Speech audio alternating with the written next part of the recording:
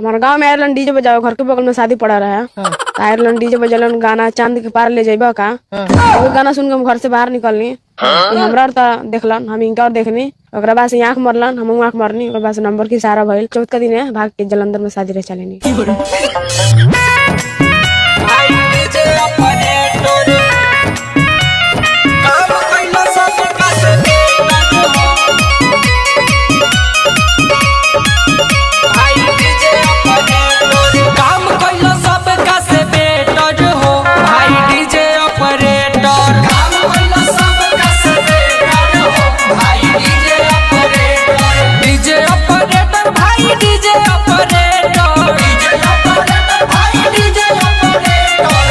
गाँव में आयरलन डीजे बजाओ, घर के बगल में शादी पड़ा रहा है। आयरलन डीजे बजलन गाना चांद के पार ले जाइबा का। वो गाना सुन के हम घर से बाहर निकलनी। हमरा तो देखलन, हम इनका और देखनी। ओकरा बाद से आंख मरलन, हम आंख मरनी। ओकरा बाद से नंबर की सारा भइल। चौथ का दिन है, भाग के जलंधर में शादी रह चलेनी। काम कइलो सब का से बेटर हो भाई डीजे ऑपरेटर। काम कइलो सब का से बेटर हो भाई डीजे ऑपरेटर। काम कइलो सब का से बेटर हो आर्यन विश्वकर्मा।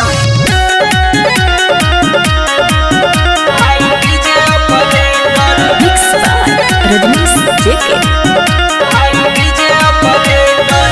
एक रात में बात में कैसे भगा के ले गइलो अपना साथ में। मांग के मोबाइल नंबर ले गइलो इनके जलंधर। चांद के पार देखइल थिएटर। गाँव में आयरलन डीजे बजाओ, घर के बगल में शादी पड़ा रहा है। आयरलन डीजे बजलन गाना चांद के पार ले जाइबा का। वो गाना सुन के हम घर से बाहर निकलनी। हमरा तो देखलन, हम इनका और देखनी। ओकरा बाद से आंख मरलन, हम आंख मरनी। ओकरा बाद से नंबर की सारा भइल। चौथ का दिन है, भाग के जलंधर में शादी रह चलेनी। काम कइलो सब का से बेटर हो भाई डीजे ऑपरेटर। काम कइलो सब का से बेटर हो भाई डीजे ऑपरेटर। काम कइलो सब का से बेटर हो आर्यन विश्वकर्मा। भाई डीजे ऑपरेटर। भाई डीजे ऑपरेटर। करेलू लीला एहो रसीला कहत रहे सब साजन सजीला। जान गइल पूरा जमाना दूल्हा भइल मुकेश दीवाना। रजनीश के आगवा उठावेलू सेटर।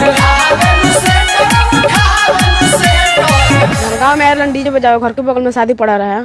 आयरलन डीजे बजलन गाना चांद के पार ले जाइबा का। वो गाना सुन के हम घर से बाहर निकलनी। हमरा तो देखलन, हम इनका और देखनी। ओकरा बाद से आंख मरलन, हम आंख मरनी। ओकरा बाद से नंबर की सारा भइल। चौथ का दिन है, भाग के जलंधर में शादी रह चलेनी। काम कइलो सब का से बेटर